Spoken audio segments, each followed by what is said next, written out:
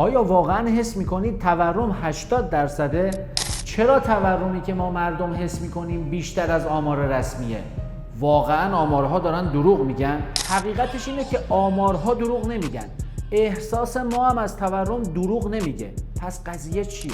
خلاصش اینه که آمارهای رسمی میانگینی از قیمت‌ها رو در نظر میگیره.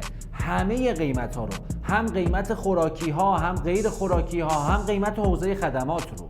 اما ما از همه اینا به یک اندازه استفاده نمی‌کنیم.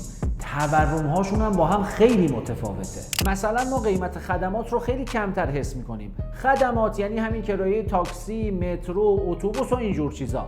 اما قیمت کالاها و مواد غذایی برامون خیلی ملموس‌تره، مثل قیمت شیر، پنیر، تخم مرغ و مواردی از این جنس. در واقع ما بیشتر داریم تورم حوزه کالاها رو حس می‌کنیم تا تورم حوزه خدمات رو. چون توی حوزه خدمات به دلیل قیمت‌گذاری دولتی، نظارت دولتی، ثبات قیمت‌ها در طول یک سال و مواردی از این جنس تورم کمتری شکل میگیره. با این توضیحات بیاید یه نگاهی به آمار و ارقام رسمی کشور بندازیم. افزایش قیمت کالاها اردیبهشت ماه امسال نسبت به اردیبهشت پارسال که ما تو اقتصاد بهش میگیم تورم نقطه به نقطه، برای کالاها 120% بوده و این تورم برای حوزه خدمات فقط حدود 40% بوده. پس ما نه تورم 83.9% کل، بلکه داریم تورم 120% کالاها رو حس میکنیم، یعنی رشد 2.2 برابری قیمت ها رو.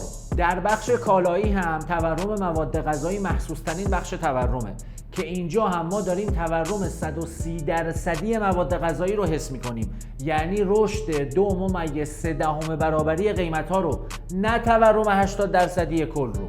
اما یه اتفاق تلخ و خطرناک دیگه هم افتاده و نابرابری رو تشدید کرده و اون واگرایی تورم بخش خدمات و بخش کالایی. این واگرایی باعث بازتوزیع ناعادلانه درآمدها به ضرر بخش خدمات میشه و بخش خدمات چاره‌ای نداره که عقب موندگی قیمت‌های خودش رو جبران کنه. پس برای همینه که آمار و ارقام تورم کل با اون چیزی که ما حس می‌کنیم نمیخونه. با حساب کتاب همراه باشید.